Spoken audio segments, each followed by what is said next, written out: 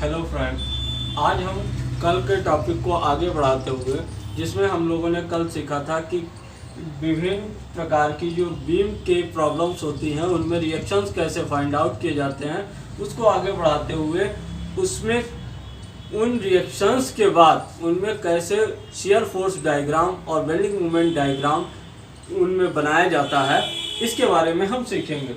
Last जो हमने class की थी उसमें हम लोगों ने इसके रिएक्शंस को फाइंड आउट करना सीखा था, हम उसके आगे इसमें सीखेंगे।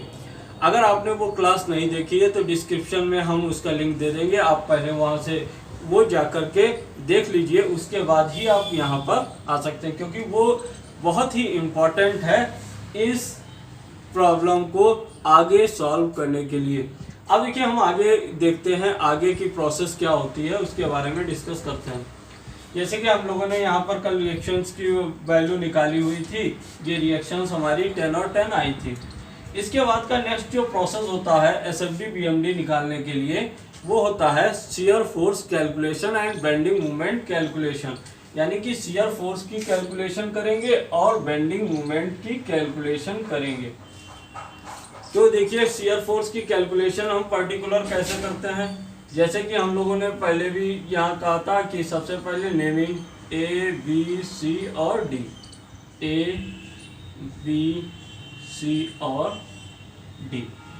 आप देखिएगा, सबसे पहले हमने कहाँ से चलना है, जब भी हम शियर फोर्स की कैलकुलेशन करेंगे तो हम हमेशा राइट साइड से चलेंगे और लेफ्ट साइड की ओर आएंगे। देखिए, सबसे पहले हम शियर फोर्स निकालते हैं एट पॉइंट डी। देखिए, इसका मतलब है shear force at point D. D point पर शियर फोर्स कितना लग रहा है इसके बारे में। जब हम डी पॉइंट पर शियर फोर्स निकालना है तो हमने करना क्या है, हमें ऐसे हाथ रख लेना है। हमने जब हाथ रख लिया तो हमें कौन सा फोर्स दिखाई दे रहा है, हमको सिर्फ इस पर लगने वाला जे आर डी का फोर्स दिखाई पड़ रहा है। यानी कि यहाँ पर जो वैल्यू हो गई शियर फोर्स की वो कितनी होगी, 10 किलो न्यूटन। अब अगर हम देखिए नेक्स्ट पॉइंट पे आते हैं, shear force at point C. जब सी पर आते हैं तो हमने क्या किया, सी से पहले जितना फोर्सेस है उसमें हमने हाथ रख लिया। तो देखिए, यहाँ पर हमको एक 10 किलो न्यूटन का फोर्स दिख रहा है और एक 10 किलो न्यूटन का हमें जे दिख रहा है। यानी कि जे 10 किलो न्यूटन अपवर्ड है, दैट इज पॉजिटिव, वो दूसरा 10 किलो न्यूटन डाउनवर्ड है, that is negative, that is equal to 0। अब देखिए, shear force at point B. जब हम बी पर आ गए तो एक ये बी वाला फोर्स और इंक्लूड हो गया, यानी कि क्या हो गया, 10 माइनस 10 माइनस 10, यानी कि टोटल इसका आ गया -10। अब देखिएगा, शियर फोर्स एट पॉइंट ए। अब देखिएगा, ए पर आए तब ये वाला एक और फोर्स इंक्लूड हो गया, तो क्या हुआ, 10 minus 10 minus 10 plus 10 is equal to, देखिएगा यहाँ पर 2 10 माइनस के हैं, 2 10 प्लस के हैं, टोटल इज इक्वल टू 0 हो गया। अब देखिएगा, यहाँ पर ध्यान देने वाली बात है, जब भी हम शियर फोर्स की कैलकुलेशन करते हैं तो जो हमारा लास्ट पॉइंट होगा वहाँ पर हमेशा शियर फोर्स 0 आना चाहिए। अगर ऐसा नहीं होता है तो इट मीन्स कि जो कैलकुलेशन हमने की है उसमें कहीं ना कहीं एरर है। यानी कि हर एक सवाल के लिए अगर हम यहाँ से लेफ्ट साइड से चलते हैं तो राइट साइड में 0 आएगा, और राइट साइड से चलते हैं तो लेफ्ट साइड के लास्ट पॉइंट पर इसकी वैल्यू 0 आएगी। अब देखिएगा, जो हमने इसकी कैलकुलेशन कर ली, अब हम इस कैलकुलेशन के आधार पर यहाँ पर डायग्राम ड्रॉ करेंगे। सबसे पहले हमने क्या किया, इसके जो जहाँ पर हमारे पॉइंट्स हैं उनमें लाइनिंग कर ली।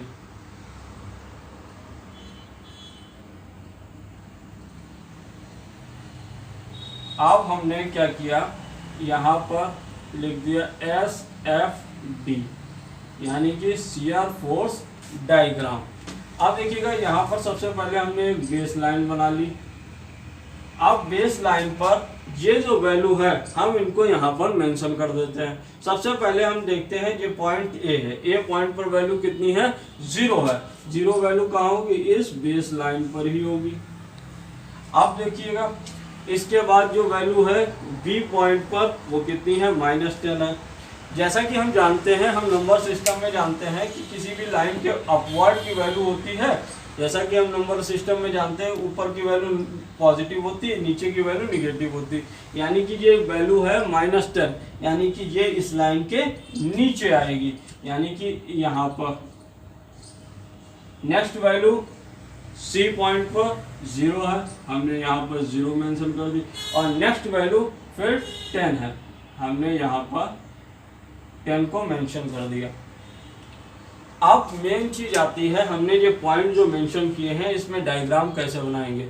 जब हम लोगों ने कॉन्सेप्ट की बात की थी तो हम लोगों ने वहां पर कहा था कि जब भी किसी ऐसी बीम होगी जहां पर पॉइंट लोड लग रहे होंगे, उसके लिए जो शियर फोर्स डायग्राम होगा वो कांस्टेंट बनेगा और उसका जो बेंडिंग मोमेंट डायग्राम होगा वो लीनियर बनेगा। अब देखिएगा यहाँ पर कांस्टेंट कैसे बनेगा। अब देखिए, हम सबसे पहले देखिएगा हमारे पास वैल्यू क्या है। हमारे पास ये वैल्यू है जो कि 10 यूनिट्स की है, ठीक। हमने क्या करना है, इसको यहाँ पर हमने ऐसे मिला दिया। अब हमें क्या करना है, क्योंकि इस दोनों रीजन में डी से सी के रीजन में पॉइंट लोड लग रहा है, यानी कि हमें जो यहाँ पर वैल्यू बनानी है वो कांस्टेंट करना है। यानी कांस्टेंट मतलब वैल्यू में कोई भी चेंज ना हो। तो यहाँ से लेकर के हमने यहाँ तक वैल्यू सेम बना दिया। अब देखिएगा जब हम यहाँ पर आए तो हमने देखा कि यहाँ पर वैल्यू तो चेंज हो गई है, 0 हो गई है, तो हमने इसको यहाँ से ऐसे मिला दिया, तो हमारी जो डिजायर्ड वैल्यू है ये आ गई 0। अब देखिएगा इस रीजन में भी पॉइंट लोड लग रहा है, तो हमने यहाँ से इसको कांस्टेंट बनाया जे। अब क्योंकि हमें वैल्यू -10 चाहिए तो हमने इसको -10 से मिला दिया, ये हमारी डिजायर्ड वैल्यू आ गई -10। फिर हमें कांस्टेंट बनाना है, हमने कांस्टेंट बनाया, और क्योंकि हमें वैल्यू 0 चाहिए तो हमने इससे मिला दिया। तो ये जो पोर्शन है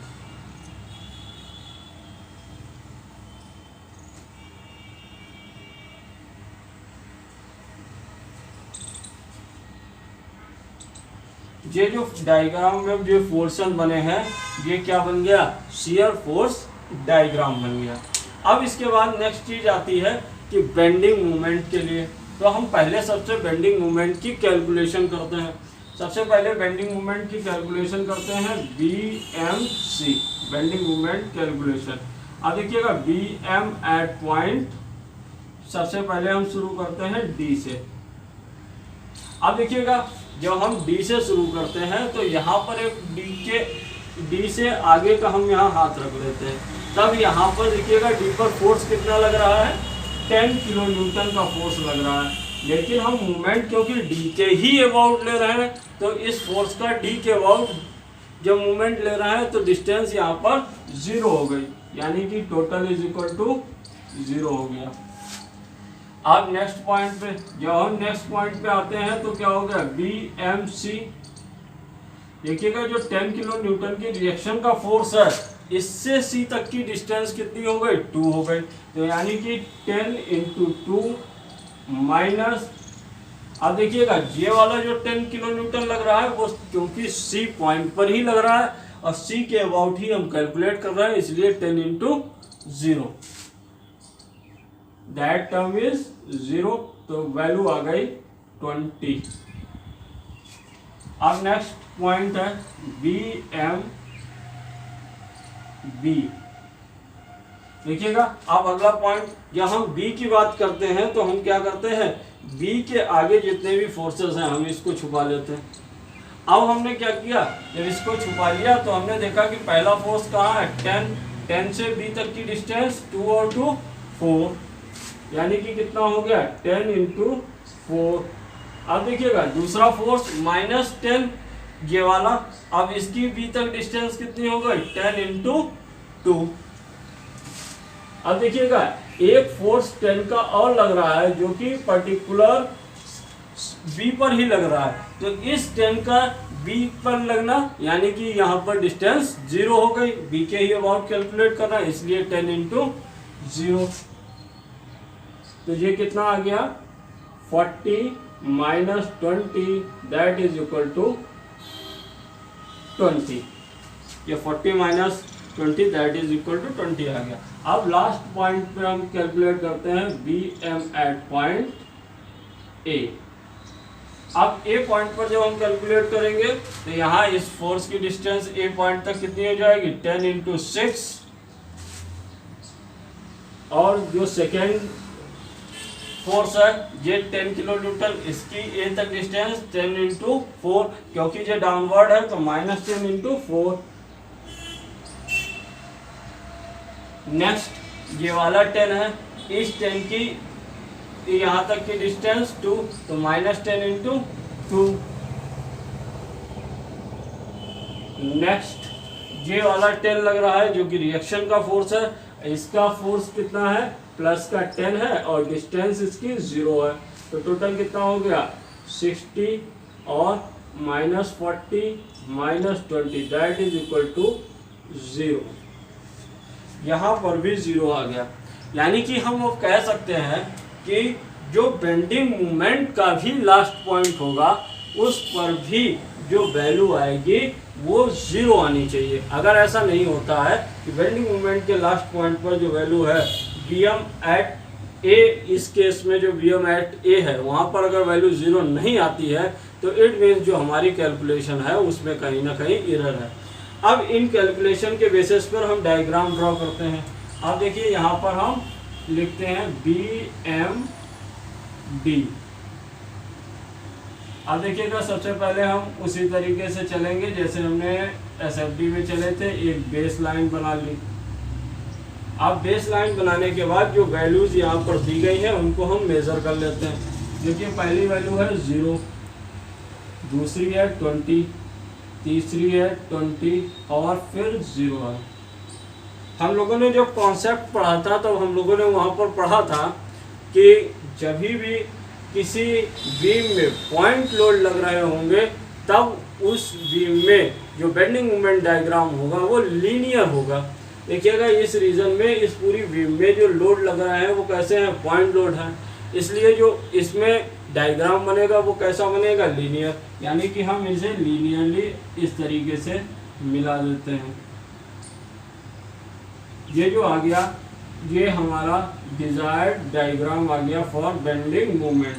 ये हमारा जो रिक्वायर्ड डायग्राम था बेंडिंग मोमेंट के लिए ये आ गया। अब हमें फाइनल क्या करना है, इसकी वैल्यू यहाँ पे मेंशन कर देनी है 0 0 20 एंड 20। इस प्रकार से ये हमारा सवाल कंप्लीट हो गया। अब इस प्रकार से ये बेंडिंग मोमेंट का पूरा जो SFD और BMD डायग्राम है ये हमारा कंप्लीट हो जाता है। अब हम लोग नेक्स्ट प्रॉब्लम को डिस्कस करेंगे जो कि प्रॉब्लम बीम की है जिस पर UDL लोड लग रहा है, यानी कि यूनिफॉर्मली डिस्ट्रीब्यूटेड लोड लग रहा है। अब ऐसी बीम के लिए शियर फोर्स कैसे कैलकुलेट करेंगे उसके बारे में हम लोग सीखते हैं। देखिएगा अब ऐसी बीम के लिए सबसे पहले हमने रिएक्शन फाइंड आउट कर ली जो कि हम लोगों ने लास्ट क्लास में सीखा था। 20 और 20 यहाँ पर रिएक्शन आ जाती है। अब इसके आगे का प्रोसेस हमें क्या करना है SFD BMD के लिए उसको हम देखते हैं। सबसे पहले हमें क्या करना है, SFD की और BMD की कैलकुलेशन करनी है। यहाँ पर हम कैलकुलेट करते हैं SFC। सबसे पहले हम D पॉइंट से लेकर के चलते हैं राइट साइड से। अब देखिएगा जब सबसे पहले हमने D पॉइंट पर कैलकुलेट करने के लिए आते हैं तो हमने क्या किया, हमने इसके आगे आने वाले सभी फोर्सेस पर हमने हाथ रख लिया। तो हमें यहाँ पर सिर्फ एक फोर्स दिख रहा है जो कि रिएक्शन का फोर्स है, दैट इज 20 किलो न्यूटन। तो हमने यहाँ पर 20 किलो न्यूटन लिख दिया। Next SFC। अब देखिएगा जब हम SFC पे आते हैं, C पर आते हैं, तो यहाँ पर जो 20 किलो न्यूटन तो लग रहा है लेकिन C पर कोई अतिरिक्त फोर्स नहीं है। अब यहाँ पर ध्यान देने वाली बात है कि जो हमारा फोर्स इस UDL का है वो C और B के बीच में है, यानी कि उसका जो लोड है वो C के बाद है और B के पहले है। यानी कि जब हम इसकी यहाँ पर कैलकुलेशन करेंगे तो इसका जो लोड है जो कि यहाँ पर 40 किलो न्यूटन है वो C पॉइंट के लिए इंक्लूड नहीं होगा। अक्सर जब सवाल आते हैं तो बच्चे उसको यहाँ पर इंक्लूड कर देते हैं, जिससे कि वो प्रॉब्लम गलत हो जाती है। तो यहाँ पर जो सी पॉइंट है उसके लिए हम इसको इंक्लूड नहीं करेंगे। जब हम नेक्स्ट पॉइंट बी पर पहुँचेंगे तो वहाँ पर इस फोर्स को ऐड किया जाएगा उसके साइन के अकॉर्डिंग। अब देखिएगा नेक्स्ट पॉइंट पे हम पहुँचते हैं S F at point B, that is 20 ये रिएक्शन और 40 ये यूडीएल लोड, माइनस का 40 दैट इज इक्वल टू -20। अब देखिएगा नेक्स्ट पॉइंट पर हम लोग आते हैं S F at point A point पर आते हैं तो ये 20 माइनस 40 और प्लस 20,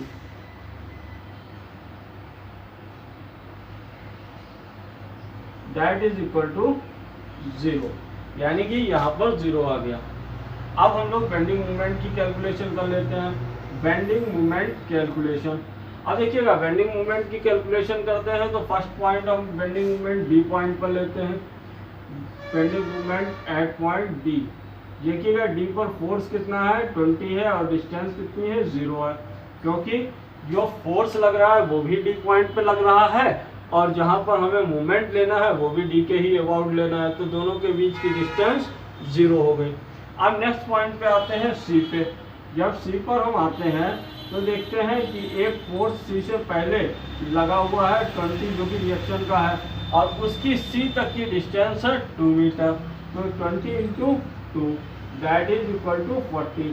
इसके अतिरिक्त वहाँ पर कोई फोर्स नहीं है इसलिए ये डायरेक्टली 40 हो गया। अब नेक्स्ट पॉइंट पे आते हैं that is B M at point B. जब हम बी पर आते हैं तो देखिएगा यहाँ पर 20 और ये 2 और 2 4 हो गया, तो यहाँ पर ये हो गया 4।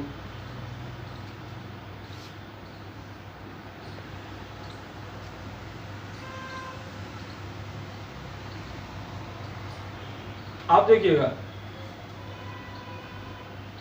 यहाँ पर 4 हो गया, यहाँ पर जो हो गया 2 और 4 6 किलो न्यूटन, यानी कि यहाँ पर हो गया ये 6। अब यहाँ पर ये 6 हो गया। अब नेक्स्ट फोर्स है 40 का और उसके लिए डिस्टेंस है 4, यानी कि -40 × 4। यहाँ कितना हो गया, ये हो गया 120 minus 160 that is equal to -40। Next point B M at point A, देखिएगा next point B M at point A निकालते हैं। जब हम ए पॉइंट के अबाउट बेंडिंग मोमेंट निकालते हैं तो वहाँ पर क्या होता है कि ये 20 और डिस्टेंस कितनी है 2 4 6 और 2 8, यानी कि 20 × 8 और नेक्स्ट -40 का ये फोर्स है। इसके बाद डिस्टेंस कितनी 2 इधर है और 2 इधर 4। अब देखिएगा उसके बाद एक फोर्स जो है प्लस का 20 इंटू डिस्टेंस 0 है, क्योंकि हम ए के ही अबाउट ले रहे हैं और ये फोर्स भी ए पर ही लग रहा है। दैट मीन्स कितना हुआ 160 minus 160 is equal to 0। Sorry, यहाँ पर थोड़ा सा हम करेक्शन कर लेते हैं। यहाँ पर 40 × 2 है, दैट इज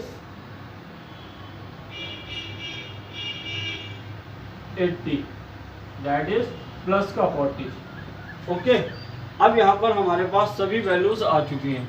अब इसके बाद हम एस एफ डी डायग्राम बनाते हैं। डायग्राम बनाने के लिए सबसे पहले हमने बेस लाइन बना ली, फिर बेस लाइन पे हमने सबसे पहले ए पॉइंट से हम वैल्यूज पुट करना शुरू करते हैं। देखिए ए पॉइंट पर जो हमारी वैल्यू आ रही है दैट इज 0, उसके बाद सेकेंड -20, थर्ड +20 और फिर +20। देखिएगा सबसे पहले हम यहाँ से चलते हैं 20 से। इसके बाद हमें देखिएगा कांस्टेंट वैल्यू चाहिए, क्योंकि इस रीजन में जो लोड है वो पॉइंट लोड है, तो यहाँ से हमने इसको कांस्टेंट बना दिया। अब इस रीजन में आप देखिएगा, अब यहाँ पर चेंज हो गया, सी से बी के रीजन में जो है यहाँ पर जो लोड की टाइप है वो चेंज हो गया। यहाँ पर लोड का टाइप पॉइंट लोड ना हो करके यहाँ पर लोड का टाइप हो गया UDL। तो UDL में हमें पता है कि हम लोगों ने कॉन्सेप्ट में पढ़ा था, UDL जब भी यहाँ पर UDL होगा तो हम क्या कहेंगे, वहाँ पर लीनियर बनेगा डायग्राम, तो हमने डायग्राम को लीनियर बना दिया।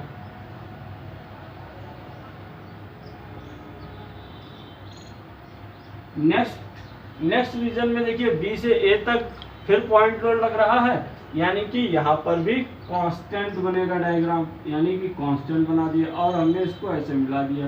जे जो लाइन के नीचे है तो निगेटिव और जे पॉजिटिव, हम यहाँ पर वैल्यू मेंशन कर देते हैं।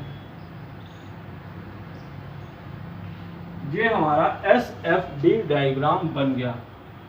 अब देखिएगा यहाँ पर क्या हुआ कि यहाँ पर एक एक्स्ट्रा चीज इंक्लूड हो गई इसमें, कि यहाँ पर इस डायग्राम ने जो हमारी लाइन थी उसको यहाँ पर मिडिल पॉइंट पर या कहीं किसी डिस्टेंस पर इस पर कट कर दिया। जब भी ऐसा कोई केस आता है कि हमारा डायग्राम जो है, जो SFD डायग्राम कट कर देता है, वहाँ पर थोड़ा सा प्रोसेस बदल जाता है। वहाँ पर क्या प्रोसेस बदल जाता है इसको हम डिस्कस करेंगे।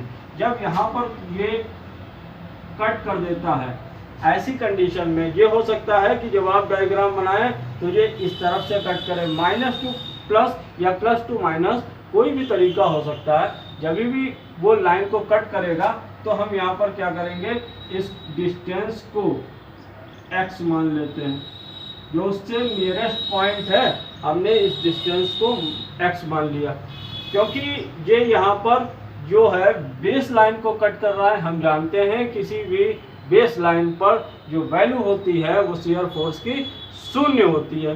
तो हमने इस पॉइंट को एक नेम दे दिया, दैट इज पॉइंट E। अब हमको क्या करना पड़ेगा, जब बेंडिंग मोमेंट हम यहाँ पर बना रहे होंगे तो हमें इस E पॉइंट पर भी बेंडिंग मोमेंट की वैल्यू यहाँ पर ड्रॉ करनी पड़ेगी, और ये वैल्यू जो है E पॉइंट पर जो वैल्यू आएगी वो इन सभी वैल्यूज में से मैक्सिमम वैल्यू होगी इस पॉइंट पर। अब देखिएगा E पॉइंट पर हम वैल्यू कैसे फाइंड आउट करेंगे। सबसे पहले हमें क्या करना है, इस पॉइंट के लिए हमें शियर फोर्स कैलकुलेट करना है, यानी कि x की वैल्यू निकालनी है। देखिएगा shear force at point E क्या होगा, shear force at point E।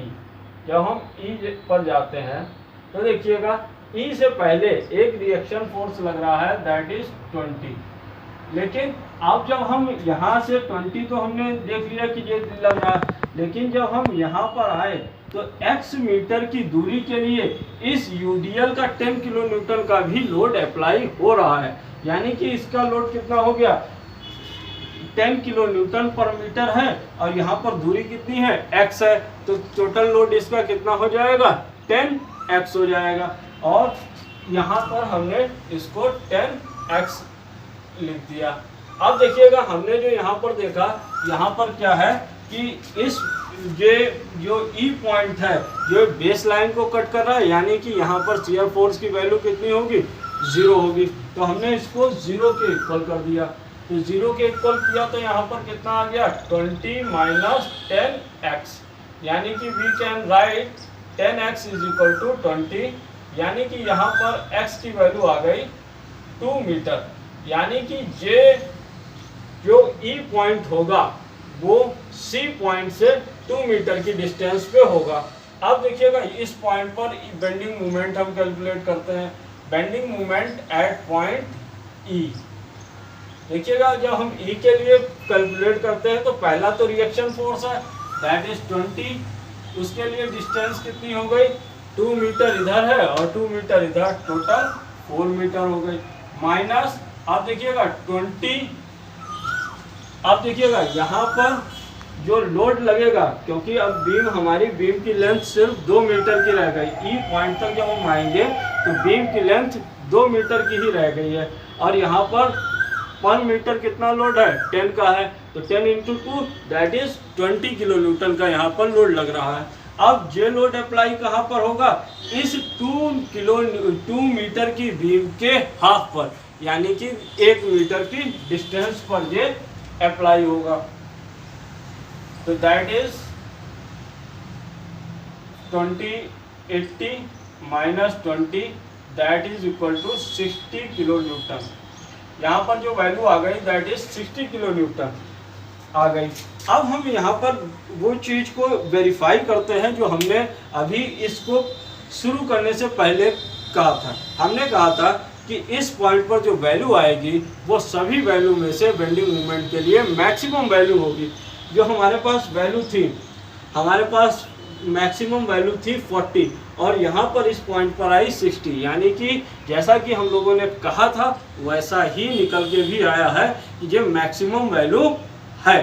अब हम क्या करेंगे, जब हमारे पास सभी वैल्यूज आ गई हैं, अब हम इसको बेंडिंग मोमेंट डायग्राम में इसको ड्रॉ करते हैं। देखिएगा बेंडिंग मोमेंट डायग्राम कैसे बनाते हैं। देखिएगा यहाँ पर हमने एक बेस लाइन बनाई। अब फर्स्ट वैल्यू 0, फिर सेकेंड 40, उसके बीच में 60, फिर 40 और फिर 0। अब देखिएगा यहाँ पर ये रीजन पॉइंट लोड का है, तो यहाँ पर हमने डायग्राम लीनियर बना दिया। ये बी से ए भी पॉइंट लोड का है, तो यहाँ पर डायग्राम हमने लीनियर बना दिया। अब देखिएगा यहाँ पर क्या है, इसमें बी से सी के रीजन में यहाँ पर जो लोड लग रहा है वो UDL है, तो UDL के लिए जो डायग्राम बनेगा वो कैसा होगा, वो पैराबोलिक होगा। तो यहाँ पर हमने इसको पैराबोलिक बना दिया, यानी कि ये जो पीक आया है दैट इज 60, ये 40 और ये 40, ये 0 और ये 0, ये पॉजिटिव। अब ये जो डायग्राम बना है यही हमारा डिजायर्ड डायग्राम है बेंडिंग मोमेंट के लिए। ये होल प्रोसेस हमें करनी होती है बेंडिंग मोमेंट और शियर फोर्स के डायग्राम को ड्रॉ करने के लिए। ये हमारा कंप्लीट क्वेश्चन है। अक्सर ये जो हम देखते हैं, अक्सर हम लोग ये देखते हैं कि जब स्टूडेंट्स यहाँ पर जो एसएफटी ड्रॉ करते हैं, तो जब यहाँ पर ये पॉइंट बेस लाइन को हमारी कट करता है, तो अक्सर लोग क्या करते हैं कि जो बेंडिंग मोमेंट डायग्राम होता है वो यहाँ पर वैसे ही बनाते हैं जैसे कि नॉर्मली बनाया जाता है। इस पॉइंट को मेंशन नहीं करते हैं। अगर आप इस पॉइंट को मेंशन नहीं करते हैं तो इसका मतलब है कि ये जो प्रॉब्लम है, ये जो डायग्राम है वो गलत माना जाएगा।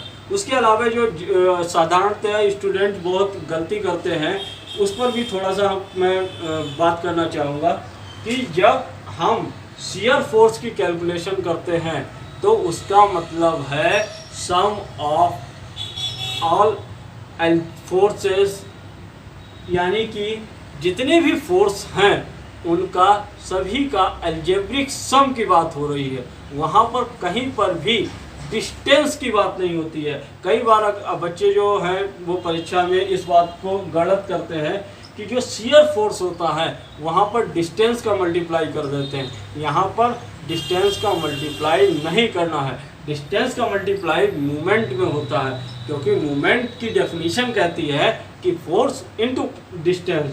तो यहाँ पर जब हम मूवमेंट की कैलकुलेशन करेंगे तब डिस्टेंस का मल्टीप्लाई करेंगे, जब फोर्स का कैलकुलेशन करेंगे तो वहाँ पर किसी प्रकार के डिस्टेंस का मल्टीप्लाई नहीं करना है।